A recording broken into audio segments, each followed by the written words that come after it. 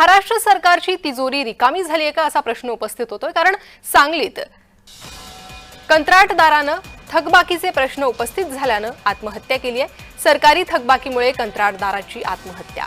जलजीवन मिशनचं काम करणाऱ्या गव्हर्नमेंट कॉन्ट्रॅक्टरनं आत्महत्या केल्याची ही घटना समोर आली आहे। राज्य सरकारकडून वेळेत बिल मिळत नसल्याच्या नैराश्यातून आत्महत्या केल्याची प्राथमिक माहिती आहे। शासनाच्या जलजीवन मिशनच्या कडे काम करणारे आमचे सांगलीचे कंत्राटदार बंधू माननीय हर्षल पाटील वय वर्ष 35 वर्ष यांनी काल सांगली येथे गळफास घेऊन आत्महत्या केली आहे। याचं कारण म्हणजे जलजीवन मिशन मध्ये त्यांचे जवळपास 1.5 कोटी रुपयाचे देयक गेल्या वर्षभरापासून प्रलंबित होते आणि ते बिल मागण्यासाठी ते कायम तगादा लावत होते शासनाकडे, परंतु शासनाने बिल दिलेले नाही। अशाच पद्धतीचे सर्व विभागाचे बांधकाम, सार्वजनिक बांधकाम खातं असू दे, ग्रामविकास खातं असू दे, जलसंधारण विभाग असू दे, या विभागातील जवळपास 89,000 कोटीचे देयक शासनाकडे प्रलंबित आहेत। तर सांगलीतील हर्षल पाटील आत्महत्या प्रकरण, हर्षल पाटील कंत्राटदार नाही तर अभियंता, मंत्री गुलाबराव पाटलांनी हा दावा केला।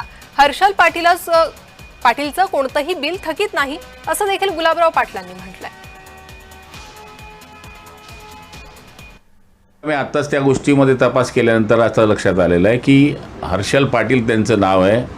तांदळी तालुका वाळवा इथल्या बाबतीमध्ये ही बातमी आलेली आहे, पण त्यांच्या नावावर कुठलंच काम नाही, त्या योजनेवर कुठलंच बिल पेंडिंग नाही।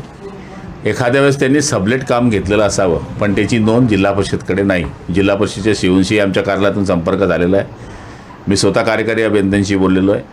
त्यामुळे मला तरी असं वाटतं की त्यांचा या गोष्टीमध्ये कुठलाही संबंध नाही आहे।